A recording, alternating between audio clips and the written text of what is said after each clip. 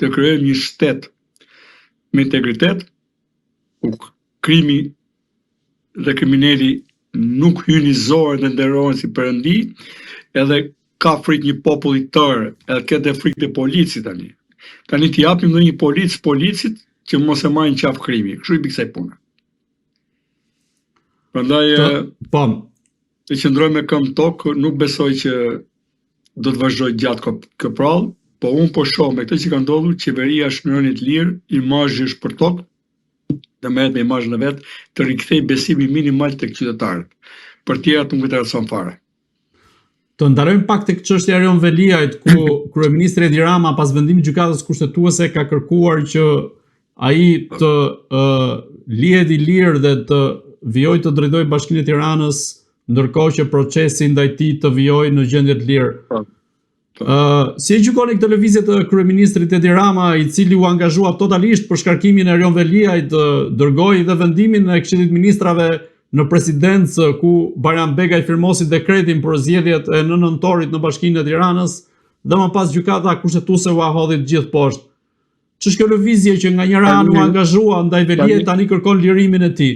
Dakor, se kjo është lëvizje cinike, pa marrim nga koka në fillim. Lëvizje cinike për të gjykatës ti që s'na le mundësinë të bëjmë zgjedhje, tani nxirr atë na jepi kryetar. Se na duhet e kryetari, se për të tani këtë kryetar vetë çoj.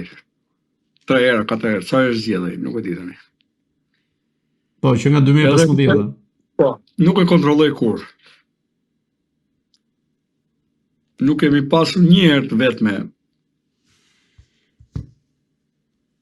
prefekturën të ketë një raport kontrolli me shqetësime për bashkinë. Përgjithësi Shqipërinë, jo vetëm aty. Nuk i mori kur parasysh raportet e kontrollit shtetit lidhur me bashkinë. Nuk investigoi kur me krimin ekonomik të policisë bashkinë, e me forma tjera, me shërbime sekrete tjera. Dhe tani e pas ka fajin gjykata që kemi ngelur ne, që gjykata ka dhënë një vendim që ne kemi parlemëruar të dy bashkë edhe këtu, kemi pasur mundësinë ta flasim dhe kemi thënë që parashikimi thjesht ishte, po ishte i vërtet, që gjykata do vendosi provelia në lidhje me shkarkimin, jo me çështjen penale që ka, për korrupsionin e pastrimin e parave e tjerë, e krimin organizuar e tjerë. Dhe unë mendoj që ky është cinizëm i pa vlerë, se nuk do ketë reagim nga gjykata, nuk do ketë zgjedhje në Tiranë, do të detyrohet nesër në çdo rast ti bindet gjykatës, të mos ndërhyjë kjo pushteti vendor, se nuk ndërhyjet, të mos zëvendësoj me urdhën e tij organe të tëra dhe kolegjiale, po dhe sidomos ato të zgjedhura me votë, të mësohet me ndarje pushtetesh, që ka kryeministër, po ka edhe kryetar bashkie, po ka edhe drejtësi, po ka dhe president, po ka dhe gjykatë kushtetuese që ta bën ul presidentin. Kjo është lojë e pushtetit, kjo lojë interesante, jo lojë kapit tërë, sa shumë pastaj i bitlush me veta. Kjo mendoj që nuk ka asnjë lloj vlere, as juridike, është thjesht cinizëm, shfryrje e mërzitjes tij në lidhje me vendimin e gjykatës. Avokata, mendoni se Erion Veliaj mund të flasë në SPAK ose të bashkëpunojë me SPAK-un, ashtu siç ka deklaruar edhe Arben Ahmetaj mbi aferat korruptive të qeverisë së kryeministit Edi Rama? Nuk e di, nuk e paraqikoj, deri tani shoh jo. Se në gjykatën kushtetuese në mënyrë indirekte sulmoi dhe kryeministin Edi Rama, duke hequr. Po fakti se sulmon në mënyrë indirekte, se ai nuk është i shkurtër, 1.90 më duket. Një burr 1.90 tani, 90 ca, spërdridhet dhe nuk e thot vërtetën, dhe pse ka 9 muaj në burg, kjo tregon që ai ka frikë. Ose ka frikë dhe nga ato që ka bërë vetë, por dhe nga ato që mund t'i bëjë. Pra nuk është i pastër. Duhet t'jesh ka kosto digniteti, edhe e vërteta. Mos i kam ti popullin, nuk i kam as i borxh. Edhe flas hapur. Dhe është luks, flasë shapur, këta se kanë, ta kanë humbur sensin.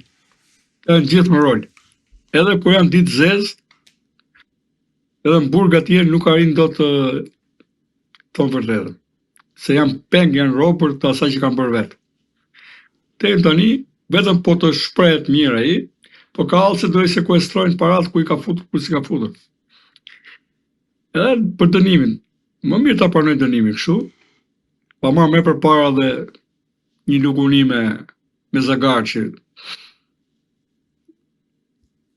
po na bëjnë kashillik me forcën e pushtetit.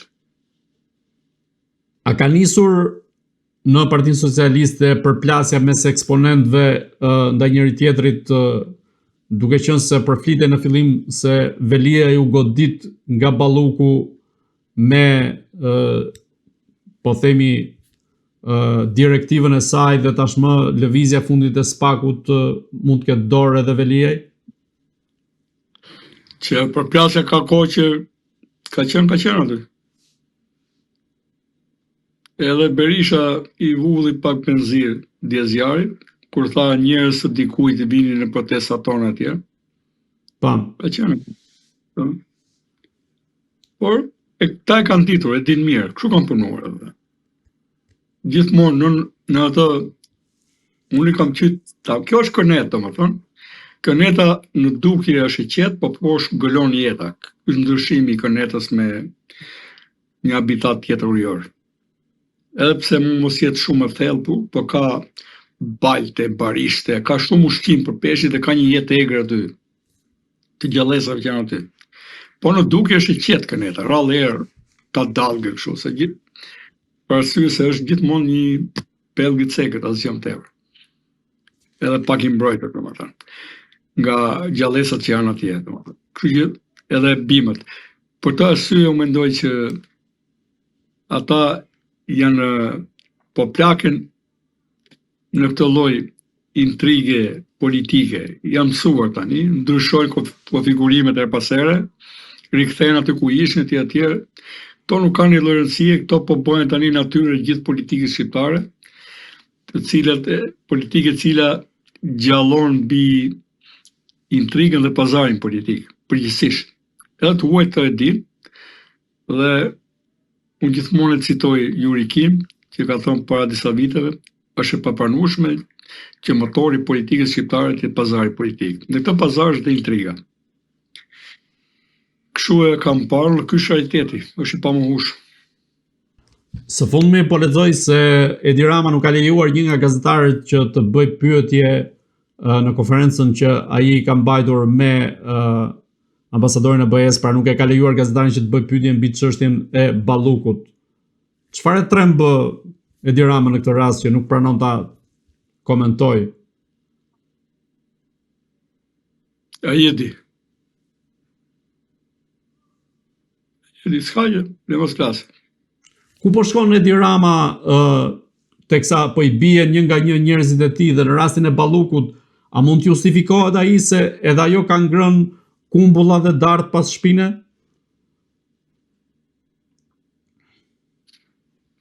Jo, këtë nuk mund t'ja thot një populli që është i civilizuar, aq sa të veshit paktën një kostum. Se ka popull që nuk janë civilizuar, i ke parë, jetojnë në forma të thjeshta, gati primitive.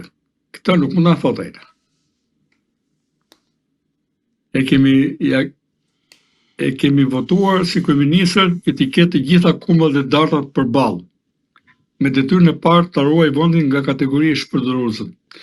Unë mendoj që po e krijon kosto të madhe politike vetes. Dhe e shoh që nuk po mban qëndrime të qarta, që duhet të jenë të shpejta dhe të qarta. Durimi i tij nuk është i njëjtë me durimin e njerëzve poshtë. Pavarësisht që ai mund t'i përbuzi njerëzit poshtë. Dhe njerëzit do çohen i tij.